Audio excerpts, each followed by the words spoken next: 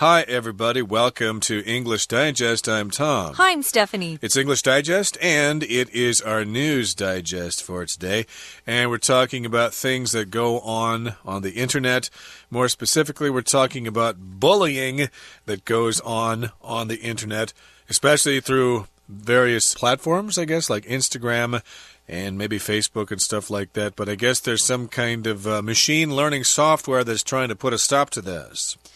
Yeah, it's like having a machine act as some sort of control filter, maybe, like a parent or a teacher, to make sure bad words aren't used and people aren't threatened online, which is terrible.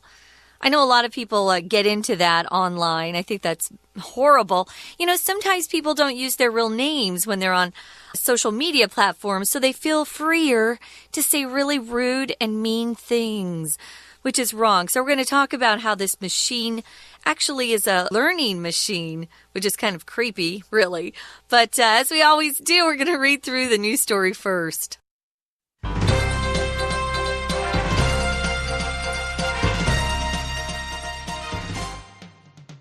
Bullying has been a thorn in the side of internet users and companies since the technology's inception. However, Instagram is looking to change that via the technological wonder of machine learning. For several years, the platform has been trying to transform its environment and become the nicest place on the web. In order to do that, the platform's programmers are employing cutting-edge tools to block offensive content.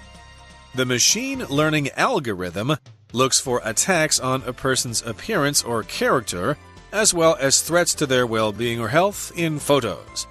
An example of this might be split-screen photos, where a person is compared in an unfavorable way to something else.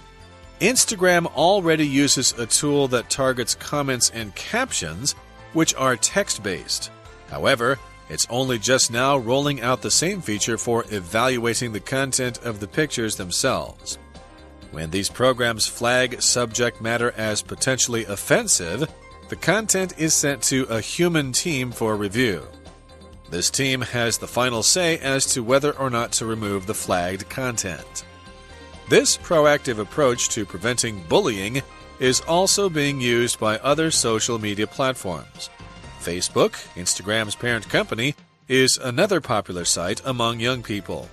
Understanding its sphere of influence, Facebook has partnered with the Yale Center for Emotional Intelligence to create the Facebook Bullying Prevention Hub. The hub offers valuable information for teenagers, parents, and educators on how to halt or prevent bullying behavior both online and offline. These influential giants are doing their part to make the internet a little bit kinder. Thanks to them, it may soon be easier than ever to scroll through our feeds in peace and harmony. Okay, guys, we're going to be talking about a very popular topic in this lesson today, and that's bullying. If you bully somebody, you're somebody who has more power or strength, and you use that power or strength to hurt other people who aren't as strong as you are. You might use that power to frighten other kids. We had a bully when I was in 3rd grade, and she was a girl, and she used to scare me to death. She would always threaten to hit me, or actually I was nice to her. I didn't get threatened very often, but she would threaten other boys or girls. She was very strong. If they didn't give her something she wanted or do what she wanted, she would say, "I'm going to beat you up after school." We've had bullies around forever. This isn't something new. People talk about it today as if it's a new phenomenon. The only thing that's new about bullies is that they're now bullying people online, as you know, that's how people communicate these days. But when we were growing up, of course, Tom and I had bullies in our school too. We certainly did. And, of course, if you see a bully in action, of course, everybody knows who that person is. But online, you can bully people, and people won't really know who you are. So I suppose that's the reason why so many people bully other people, because they know they can get away with it. Whereas maybe the principal will call you into the office if he or she has heard you've been picking on somebody or something like that. So indeed, this has become a problem on the internet these days. And so here we've got Instagram, and they've got some new software, a new computer program that's trying to stop this. It's trying to keep bullying off Instagram by using this machine learning software. Let's find out what this is all about. Here in the first paragraph, it says, bullying has been a thorn in the side of internet users and companies since the technology's inception. So a thorn is usually like a piece of wood or something. It's from a plant, and if you're not careful, it can stick in your skin and it can hurt, and it usually stays there, and it's kind of hard to remove. So if you have a thorn in your side, that just means it's something that bothers you, but it's almost impossible to get rid of it. Sometimes we'll use the phrase to talk about someone who really irritates us or bothers us. Oh, we can't stand him. Oh, he's a thorn in my side, which means, oh, he really drives you nuts. Well, bullying has been a thorn in the side of internet users and companies. Just because of what Tom said, a lot of people sign up for accounts and do not use their real names. And so it's easy to say whatever you want and be as rude and mean as you want if you're not using your own name. If you're using your own name, you tend to behave a little better, except people will sometimes go after celebrities and say mean things to them because they feel like, I can. They're rich and famous. It won't matter, but it does. So it's a thorn in the side of internet users to have to put up with bullying. And this has been happening since the technology's inception. Inception just means beginning. From the very, very beginning, they've always had this problem.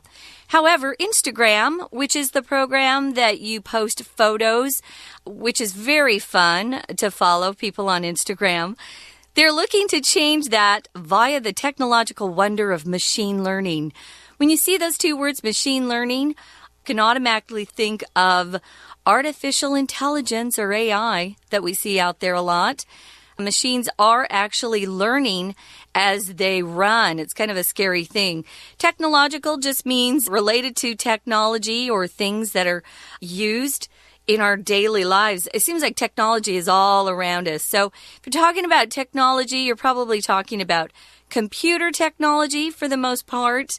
There are a lot of types of different technical equipment that people can use, but technology itself is usually the application of anything that is maybe an industrial process or a computer process that makes something go faster, speeds it up, or is able to reach more people at the same time. Technological here is an adjective, though, so via the technological wonder of machine learning. And of course, AI is all about computers and machines. Yep, technological here is serving as an adjective to modify the word wonder, a wonder of technology, you could also say, which of course is the internet and Instagram and stuff like that. So of course it wants to change all this bullying by using machine learning or machine learning software. Now, for several years, the platform has been trying to transform its environment, trying to change its environment, and become the nicest place on the web. This is the platform, of course, the Instagram program. I don't have it myself. I have Facebook, and then I stopped at Twitter and Instagram. That's just too much. I do not want to live on my smartphone like so many people do. I drew the line there, but this is one platform that is quite popular, and I guess their intention since its inception has been to make it a really nice place, really friendly, and not have all that bullying. Yeah. When it first came out, it wasn't owned by Facebook, and that was one of the reasons why I started using it. I refused to even use Facebook anymore.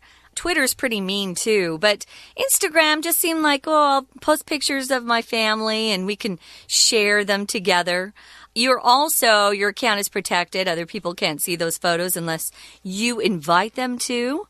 You can also see exactly who they're following. They can see who you're following. You can follow famous people or maybe just people in your circle of friends and family. So they wanted this environment, and we'll often call those social media platforms an environment, to be the nicest place on the web unfortunately, it gets meaner and meaner. But in order to do that, the platform's programmers, those are the guys, the computer programmers, who put together all of the hidden code that makes that program run, they're employing cutting-edge tools to block offensive content. So cutting edge means the very latest in technology. So anytime you see that, they're going to use a hyphen between cutting and edge, and it turns into an adjective. Cutting edge technology or here are tools. And they're wanting to block offensive content. Offensive here is a word that means something that really bothers someone. Maybe you're used to hearing people use offensive language, which is swearing. A lot of parents try not to swear around their kids because they're kind of young.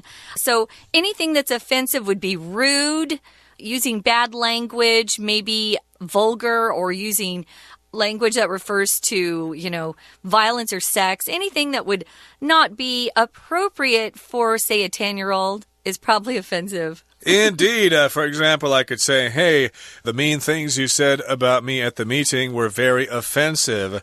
Or you could say, I took offense at what you said at the meeting or about me. Or it hurt my feelings. You hurt my feelings, yes. Now I'm going to have to go see a psychologist and sue you for hurting my feelings, and you'll have to go to jail and stuff like that. But these are, yes, cutting-edge tools, top-of-the-line tools, the most advanced tools, which, of course, is referring to software here. And I guess that brings us up to the midway point in today's lesson, but please stay tuned. We'll be right back to continue with our lesson. Here comes our Chinese teacher. Hi everyone, my name is Jenny. 今天我们要看的是第2单元。好，今天要看新闻。那新闻呢，内容跟大家现在常常使用的社群网站媒体有关系。如果你有用 Instagram， 你有用 Facebook， 你有用 Twitter，大家想一想，这上面呢其实有一个问题，就是跟霸凌有关。现在可能有一个办法可以让这些霸凌呢至少受到一点管制。好，我们来看看这个文章的内容，就提到 machine learning software。 我们知道 machine learning 讲的就是机器学习。那什么叫机器学习？基本上它就是一种人工的智慧。那透过这种 software 这样子的软体呢，也许可以达到阻挡的目的。这篇新闻的开头就说到，其实呢 bullying 也就是霸凌，基本上呢是网络使用者心里头的一根刺。看到A thorn in the side， 这个片语呢跟中文的用法很像，就好像你腰间长着一根刺一样，意思就是大家所讨厌的、不喜欢的一种眼中钉。所以呢，现在 Instagram 它就计划要利用透过这种科技的帮助来改变。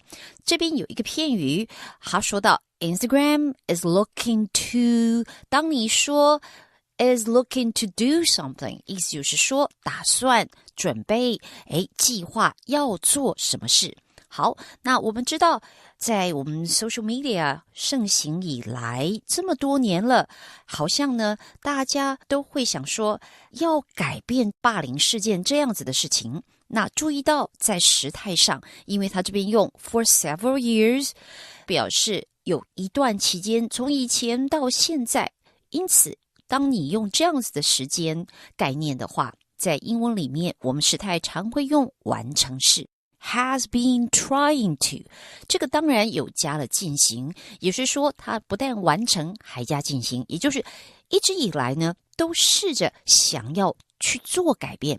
好，注意到 for several years 有几年，这数年以来，后面的时态用完成式。We're going to take a quick break. Stay tuned. We'll be right back.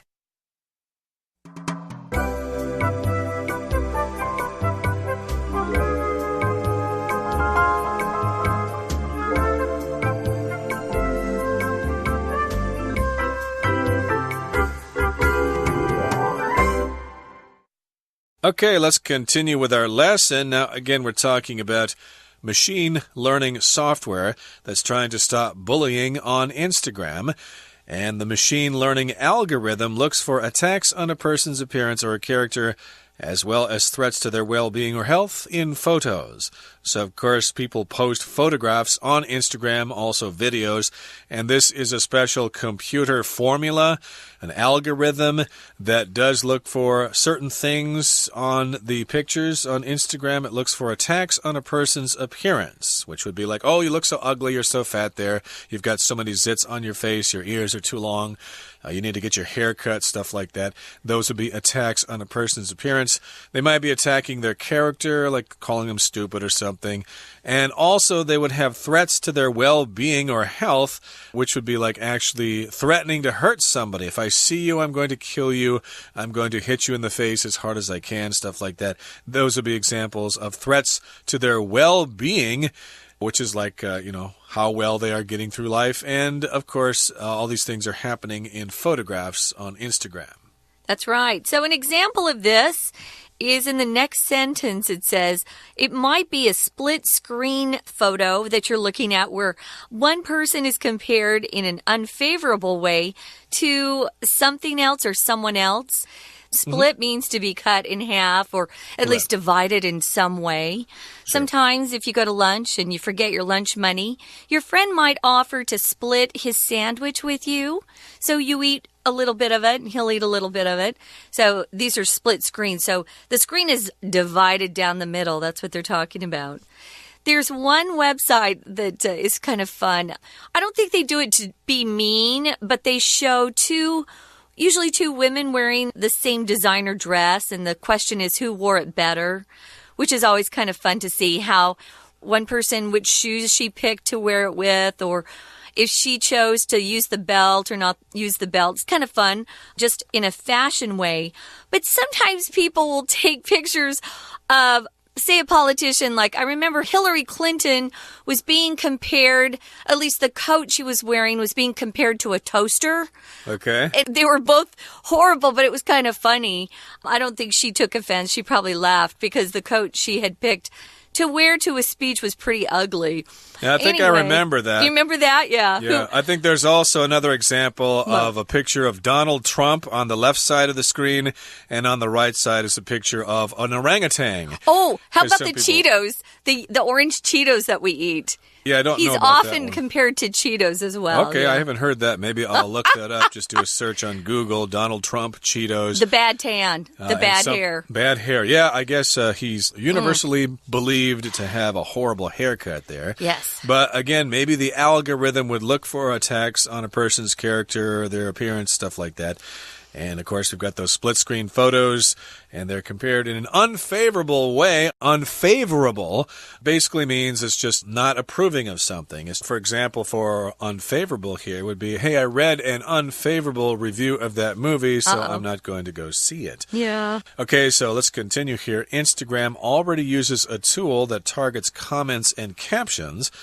Probably searches for nasty words and things like that, stupid, fat, etc., etc. It looks for those. And the captions, of course, are the words that are under a picture. Here's me at Disney World in Florida last year. That would be a caption. And, of course, they are text-based, which means they look for words, basically. That's pretty easy to do. Yeah, that's the easy part of an algorithm.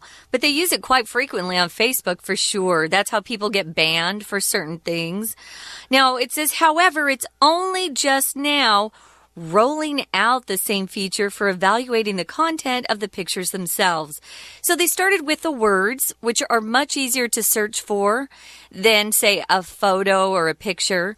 But we know that Amazon and Facebook both have a really good software system to identify faces, which I know the cops are using the Amazon software themselves already. But Facebook does it. They'll ask you if you want to name who the people are, or they'll guess who the people are in your picture that you just posted. I never tell them. Don't give them anything. Anyway, that is a more difficult way to identify a bullying than just words that are mean. So if you roll something out, guys, it means a company has produced some new product or maybe a service, and they're introducing it to the company. They're rolling out something. So they want to roll out the same feature for evaluating the content of the pictures themselves. If you evaluate something, you look at it, you make judgments about it, whether it's good or bad. Of course, every semester, at the end of the semester, we usually have a test where we're evaluated based on not just our test scores, but on our participation in class and how good we are, how obedient we are as students. We're always being evaluated by our bosses at work as well. Yep, that's the verb there, to evaluate, and the noun would be evaluation, like you might get a work evaluation if you start a job at a new company. Maybe they'll give you that after you work there for 3 months. A job evaluation, they'll evaluate your performance, and this software algorithm will evaluate the content of the pictures themselves, and when these programs flag subject matter as potentially offensive, the content is sent to a human team for review. So it flags it. It basically identifies this as being offensive.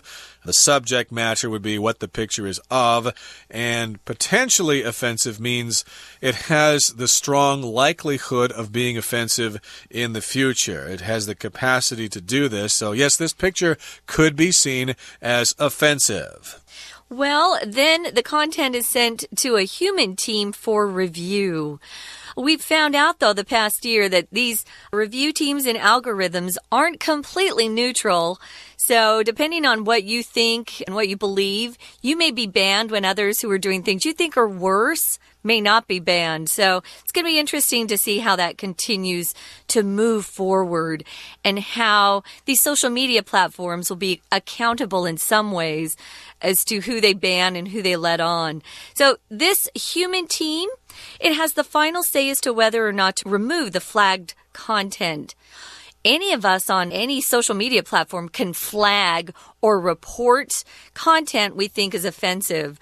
That's how you flag something. You bring it to someone's attention, and then that human review team, not the machine, but real people, will sit down and decide whether they want to ban someone or take something down, remove content from their platform entirely. To have the final say means you get the final vote. Of course, in a family, sometimes you get to, talk about what vacation you want to take, where you want to go. Who gets the final say? Well, that would probably be your parents and not the kids. Indeed. Now, here in the next paragraph, it says, this proactive approach to preventing bullying is also being used by other social media platforms. Proactive just means you're taking the initiative yourself. You're not waiting for things to be bad in the future. You're stopping it ahead of time. And they're using it on other social media platforms like Facebook, which is Instagram's parent company. Facebook is another popular site among young people. Actually, I've heard that more older people prefer Facebook and younger people prefer Instagram, but still lots of people use Facebook, and they're trying this there as well. In understanding its sphere of influence, Facebook has partnered with the Yale Center for Emotional Intelligence to create the Facebook Bullying Prevention Hub. So they understand how influential Facebook is, its sphere of influence, its range of influence. So they're getting together with this other organization at Yale University, and they're creating something called the Facebook Bullying Prevention Hub. Yeah, we've talked about hubs before in the past. I know airlines have hubs where their planes will fly into a centrally located city or a really big city, and then you'll switch planes and go from there to your final destination. This is kind of the same thing. Information's flowing into the central place, and that's where they're handling bullying. We've had a lot of kids commit suicide in the last year or so who have been bullied online, and I think that's really what they're trying to attack, not so much the adults, but the kids who are so young. The hub offers valuable information for teenagers, parents, and educators on how to halt, which means stop, or prevent bullying behavior both online and offline, which just means away from the internet, away from the computer or smartphones. Indeed, and these influential giants are doing their part to make the internet a little bit kinder. The giants here are, of course, referring to these big platforms, Facebook, Instagram, Twitter, etc., etc. And, of course, they are influential. They influence or affect a lot of people. People learn things from them and stuff like that. And, of course, they want to make the internet really nice here. And thanks to them, it may soon be easier than ever to scroll through our feeds in peace. And harmony. Harmony's like when things get along together, right? Yeah. Unless it's music and then you put two notes together or two or more and they sound good together. That's harmony. But harmony here just means no one's fighting. Everyone's getting along. You're agreeing. And we hope that that's eventually what happens to most of these social media platforms. But I'm not going to hold my breath, which means I don't think it's going to happen. Right now, we're going to listen one more time to our Chinese teacher. 好，我们继续来看这篇新闻。